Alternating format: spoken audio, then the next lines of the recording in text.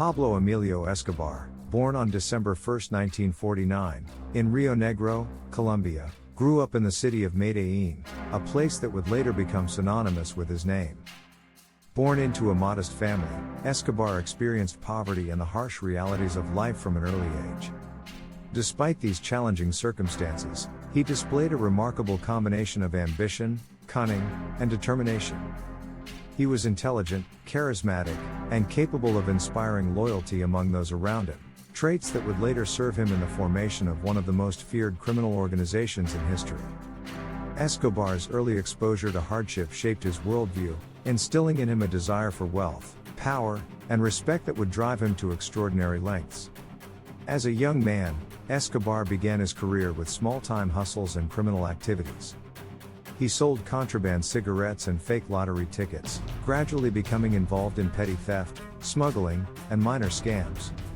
These initial ventures provided him with an understanding of the mechanics of illegal trade and a taste for the power and influence that money could buy. Unlike many other criminals, Escobar dreamed not merely of small-time success but of building an empire that could rival governments and reshape societies. This vision set him apart and laid the foundation for what would become the Medellín cartel, one of the most notorious criminal organizations in the world. By the 1970s, Escobar had allied with other criminals to establish the Medellín cartel, focusing primarily on cocaine production and trafficking. Cocaine was rapidly gaining popularity in the United States, particularly in cities like Miami, New York, and Los Angeles. Escobar recognized the opportunity to exploit this growing demand, turning Colombia's coca fields into a source of enormous wealth. The Medellín cartel became highly sophisticated, utilizing planes, boats, submarines, and tunnels to transport cocaine into the United States and other international markets. Their operations were meticulously organized, allowing them to evade law enforcement while maximizing profits. At the height of his power, Escobar's wealth was estimated at over $30 billion, making him one of the richest men in the world at the time. Escobar's influence extended far beyond the drug trade. In Colombia, he cultivated an image of generosity and benevolence, investing in housing, schools, and soccer fields for the poor. These acts earned him immense popularity among local communities, who viewed him as a Robin Hood figure. This dual identity of benefactor and criminal allowed Escobar to build a network of loyalty and fear that protected him from authorities and rival factions. However, his generosity was matched by a ruthless commitment to violence. He maintained a private army of hitmen, known as sicarios, who carried out assassinations, bombings, and intimidation campaigns against anyone who threatened the cartel's interests. Judges, politicians, police officers, and journalists were often targeted, and the concept of plata o plomo, silver or lead, became synonymous with his methods, offering bribes to those who cooperated and bullets to those who resisted. The impact of Escobar's operations was profoundly felt in the United States.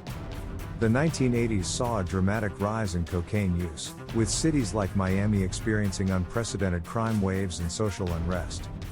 Known as the cocaine cowboy era, this period was marked by violent turf wars, public shootouts, and a dramatic surge in addiction rates. Escobar's influence forced the U.S. government to respond decisively, prompting coordinated operations between Colombian authorities and the DEA. His empire highlighted the challenges of combating organized crime that crossed international borders and involved complex smuggling networks. Escobar's criminal activities were not limited to smuggling and distribution. He engaged in extensive money laundering, funneling illicit profits through real estate, businesses, and offshore accounts. He also wielded political influence, allegedly bribing officials and attempting to enter Colombian politics himself. In 1982, Escobar was elected as an alternate member of Colombia's Congress, leveraging this position to shield his operations and gain legitimacy. However, his political ambitions were met with resistance, and his dual identity as a public figure and criminal drew the attention of both Colombian and international authorities. Violence remained a core component of Escobar's strategy. He orchestrated bombings of commercial buildings and airplanes to intimidate the government and prevent his extradition to the United States. Kidnappings and murders of prominent figures were common, creating an environment of fear that reinforced his power. Escobar's tactics demonstrated a sophisticated understanding of both human psychology and social dynamics, ensuring that those who opposed him were aware of the lethal consequences.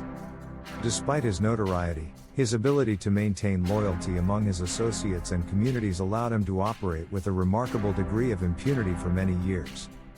The Medellín cartel's operations had a global impact, altering the landscape of international law enforcement and policy. Escobar's wealth and influence made him a priority target for agencies like the DEA and the FBI, and his activities spurred unprecedented collaboration between countries. The U.S. government increased funding for anti-drug operations, while Colombia developed specialized task forces to counteract cartel influence. Escobar's empire exposed vulnerabilities in international crime prevention, demonstrating how organized criminal networks could exploit gaps in governance, borders, and enforcement. By the late 1980s and early 1990s, Escobar's empire began to show signs of strain. Rival cartels, increasing law enforcement pressure, and internal conflicts challenged his dominance. The Colombian government, supported by the United States, launched Operation Search Block, a focused campaign to dismantle the Medellín cartel and capture its leader. The operation involved intelligence gathering, surveillance, and coordinated attacks against cartel infrastructure. Despite his attempts to evade capture, Escobar's position became increasingly precarious, and his once dominant influence began to erode. On December 2, 1993, Pablo Escobar was located in a middle-class neighborhood in Medellín. In a dramatic confrontation with Colombian security forces, he was killed, marking the end of one of the most powerful and violent criminal reigns in history. His death did not immediately end the global cocaine trade, but it signaled the decline of the Medellín cartel and shifted power to rival organizations. Escobar's life and death continue to serve as a cautionary tale, illustrating the intersection of ambition, crime, and social influence. Escobar's legacy extends beyond crime and violence. He left an indelible mark on popular culture, inspiring books, films, and television series such as Narcos, which depict both the scope of his criminal enterprise and the human consequences of his actions. His story serves as a lens through which to examine the broader issues of drug trafficking, corruption, and international crime. For the United States, Escobar's operations prompted significant changes in law enforcement strategies, border security, and international cooperation. Pablo Escobar's life exemplifies the complex duality of human ambition. On one hand, he was a visionary entrepreneur who built an empire with meticulous planning, resource management, and strategic alliances. On the other, he was a ruthless criminal whose decisions caused immeasurable suffering. His story underscores the consequences of unchecked power, the dangers of prioritizing personal gain over human life, and the enduring challenges posed by organized crime. The history of Pablo Escobar also provides insight into the societal conditions that enable criminal enterprises to thrive. Poverty, inequality, and weak governance created an environment in which his strategies could succeed. By exploiting these systemic weaknesses, Escobar not only amassed wealth but also gained social influence, leveraging public perception and fear to consolidate power. His ability to navigate these complex dynamics highlights the interplay between individual ambition and structural vulnerabilities. Furthermore, Escobar's operations had lasting geopolitical consequences. The influx of cocaine into the United States contributed to public health crises, increased law enforcement expenditures, and necessitated international collaboration. His activities demonstrated how local criminal enterprises could have global ramifications, influencing policies, economics, and security on an unprecedented scale. Despite the brutality associated with his reign, Escobar's story continues to fascinate historians, criminologists, and the general public. It serves as both a study in criminal innovation and a cautionary tale about the consequences of absolute power. From Medellín to Miami, Escobar's influence reshaped societies, challenged governments, and left a legacy that endures in both cautionary narratives and pop culture.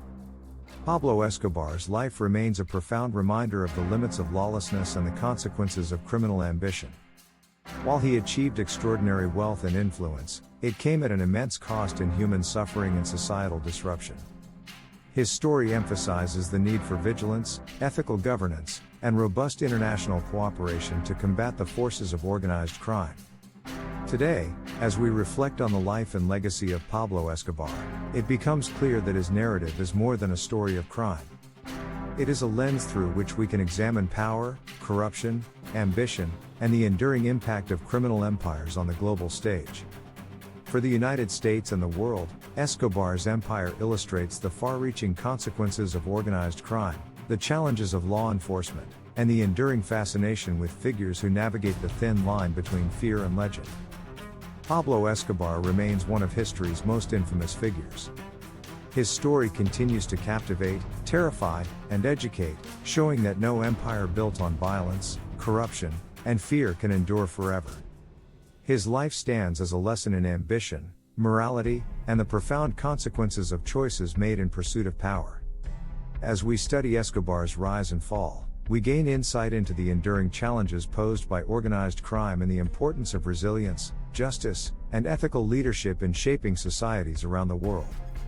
From his early days in Medellín to the international cocaine trade, Pablo Escobar's story is a testament to the complexity of human ambition and the dark consequences of lawlessness. It serves as both an educational case study and a narrative of caution, reminding us of the immense power and profound danger that one individual can wield when ambition meets opportunity in a world with structural vulnerabilities.